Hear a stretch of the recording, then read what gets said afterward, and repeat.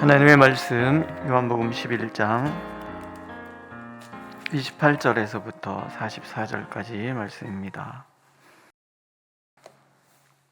요한복음 11장 28절에서 44절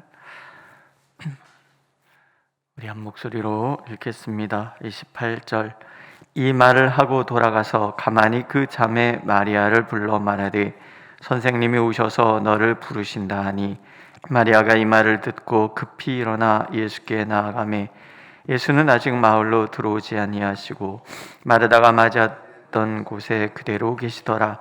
마리아와 함께 집에 있어 위로하던 유대인들은 그가 급히 일어나 나가는 것을 보고 곡하러 무덤에 가는 줄로 생각하고 따라가더니 마리아가 예수 고신 곳에 가서 배웠고 그 발 앞에 엎드려 이르되 주께서 여기 계셨더라면 내 오라버니가 죽지 아니하였겠나이다 하더라.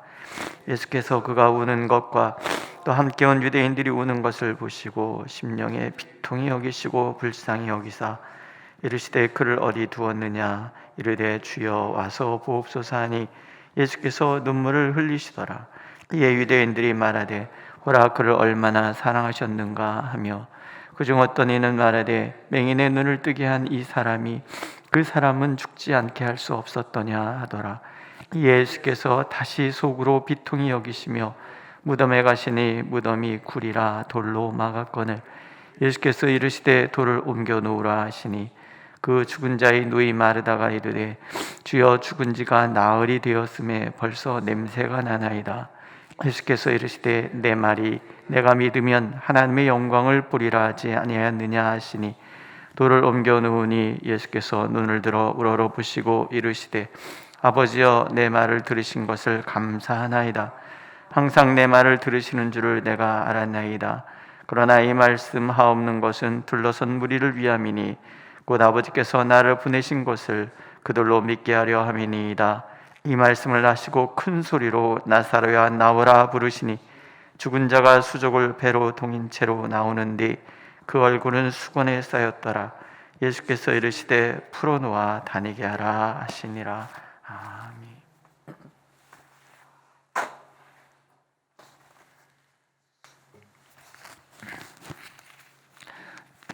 오늘 말씀에 보면 우시는 예수님의 모습이 나옵니다.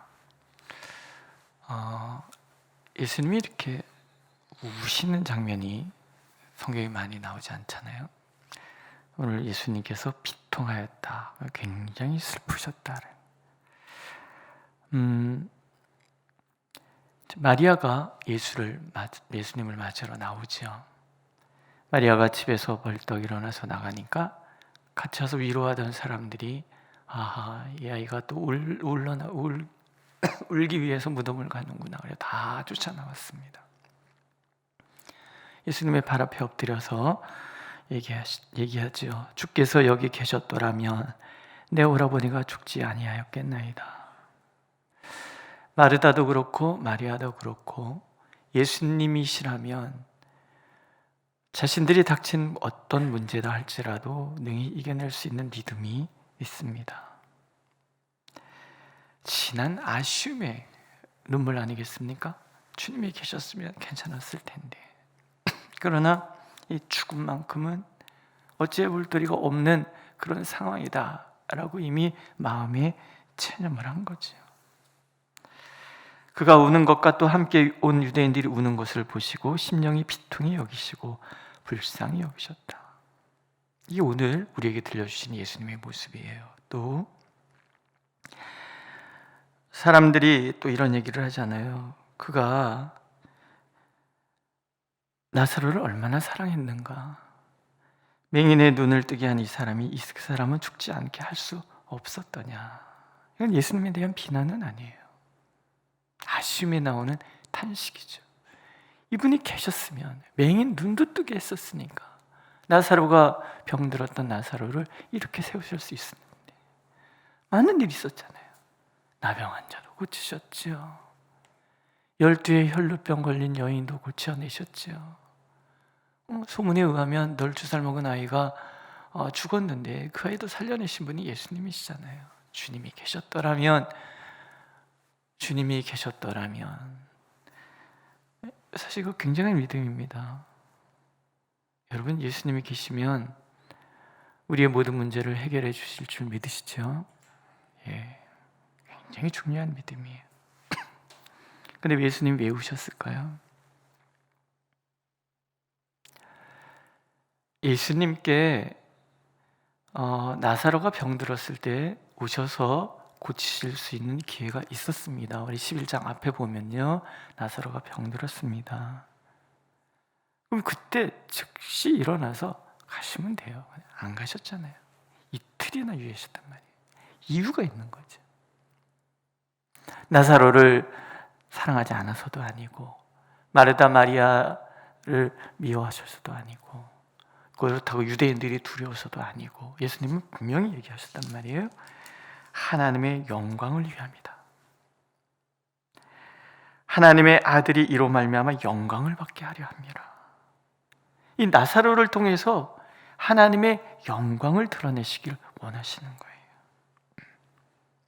그러니 예수님이 우시는 것은 그 사람들이 비통함 때문에 같이 우시는 그런 것도 있지만, 더 비통한 뭐예요? 죄악으로 인해서 인간에게 찾아온 이 죽음의, 이 단절의 문제, 인간이 이 죽음의 문제 때문에 얼마나 힘들어하는가에 대한 하나님의 마음인 거예요. 지금 이 문제 해결하러 오신 거잖아요.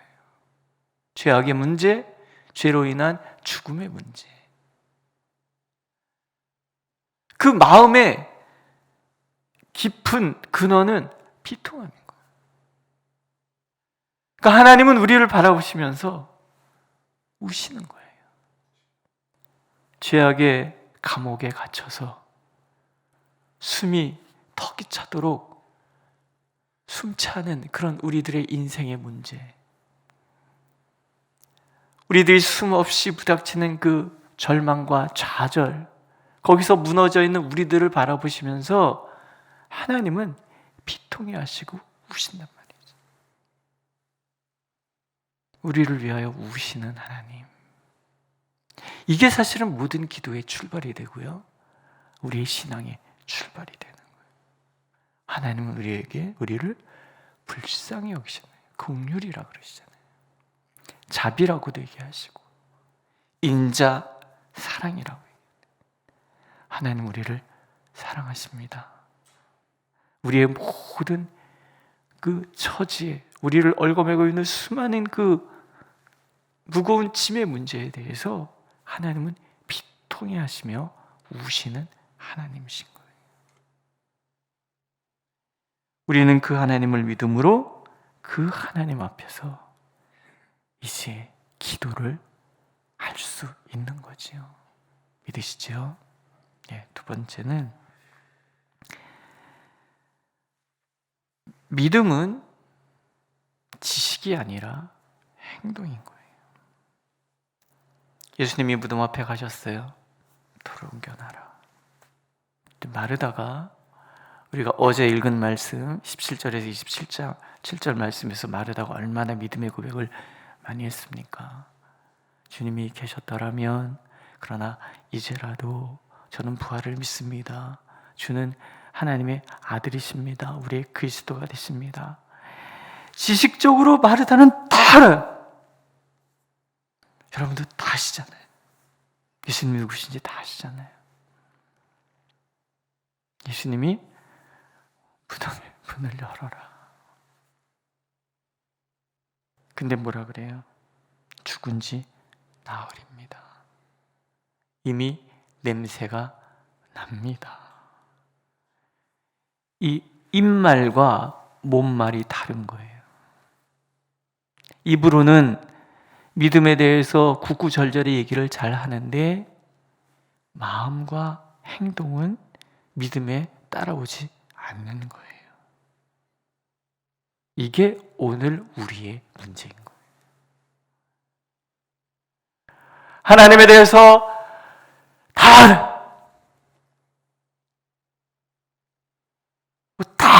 다는 아니더라도 얼마나 많이 아십니까? 훌륭하신 목사님께 많은 시간들을 훌륭한 교육을 받으셨어요. 텔레비전을 켜보세요. 유튜브를 열어보세요. 얼마나 명설교가들의 설교가 쏟아져 나옵니까? 들을 때마다 막 감동 있지 않으십니까? 저도 훌륭하신 목사님들 유튜브 방송 이렇게 들으면은 참 좋아요. 황경직 목사님 설교 녹음했던 거 이렇게 들으면 너무 좋고요. 뭐 제가 좋아하는 목사님들 설교 들으면 막 가슴이 두근두근 너무 좋아요. 너무 좋은 것하고 살아내는 것하고는 다른 문제예요. 하나님에 대한 믿음, 지식의 믿음이 아니라 삶의 믿음이 되어야 내 삶이 진정 주님 앞에 모든 무거운 짐을 내려놓고 주님이 주시는 쉽고 가벼운 사명, 살아갈 이유를 가지고 살아가는 거라는 거죠. 오늘도 주님은 우리에게 말씀하시는 거예요. 믿느냐? 그러면 돌을 옮겨 놓으라는 거예요. 상황에 직면하라는 거예요. 부딪혀 보라는 거예요.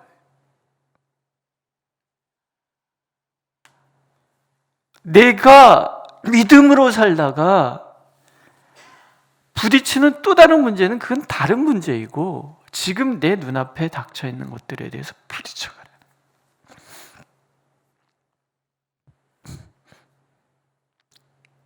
오늘도 하나님께서는 중요한 것은 축적된 지식이 아니고 내 마음과 몸이 그 말씀을 그대로 살아가는 것이라고 말씀하십니다.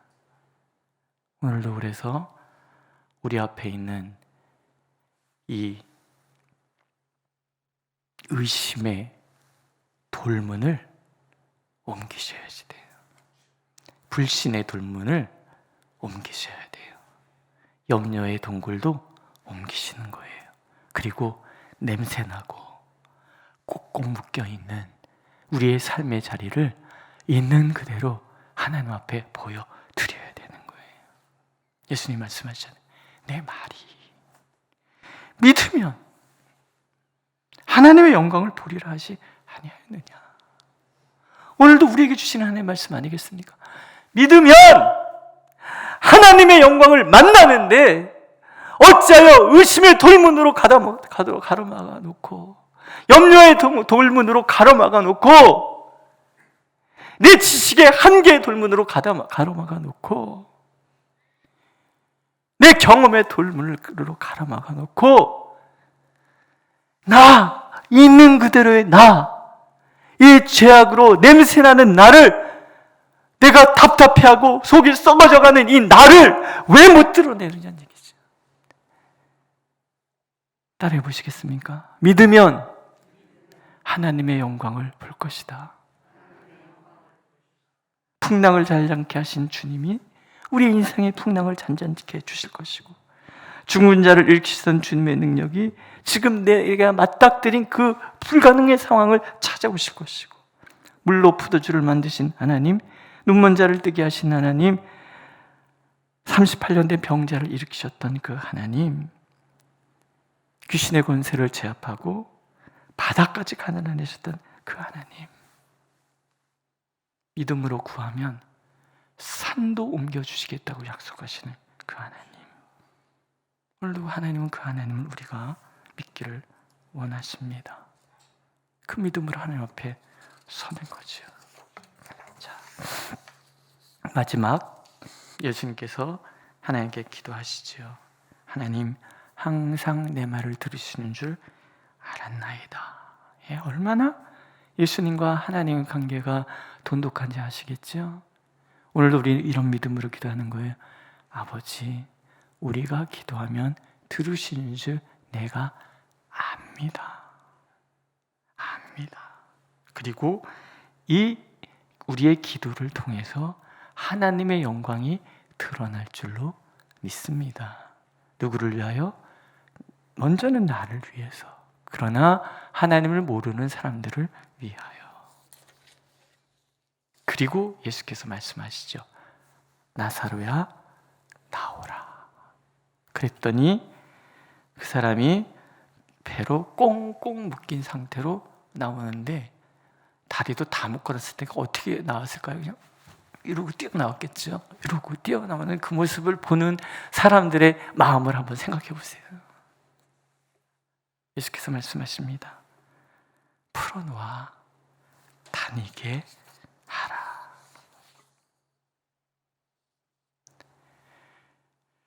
예수께서 무덤 앞에 서는 그 순간, 이제 우리의 모든 문제에 대한 답이 있는 거예요. 예수님이 왜 서십니까? 우리를 꽁꽁 묶어놨던 모든 것으로부터 우리를 자유하게 하시기 위해서 기대하시라는 거예요. 항상 하나님을 기대하시라는 거예요. 이제껏 기도해왔던 많은 그 나를 꽁꽁 묶었던 모든 것을 오늘도 예수님은 그것을 향해서 말씀하실 거예요. 풀어놓아 다니게 하라. 믿으십니까? 오늘도 그 하나님을 믿음으로 이 하나님의 음성 속에서 나를 묶어있던 모든 것이 풀리기를 하나님은 기대하기를 원하십니다. 기도하겠습니다.